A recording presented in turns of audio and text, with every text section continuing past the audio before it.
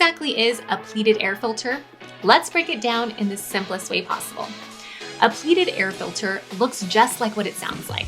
It's a filter made of material that's folded into pleats, kind of like an accordion. These pleats create more surface area, which means the filter can trap more particles than a basic fiberglass filter.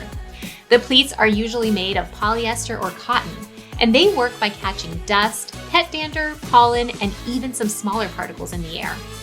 Because of the increased surface area, pleated filters are better for filtering out those tiny pollutants compared to simpler filters. You might be thinking, how does that affect me?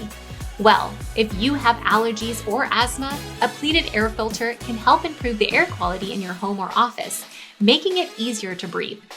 Plus, these filters tend to last longer than fiberglass filters, so you won't have to change them as often. They're a great choice if you're looking for better filtration without needing a super high efficiency filter. Now, here's a quick question for you. Are you currently using a pleated filter, or do you think you need one?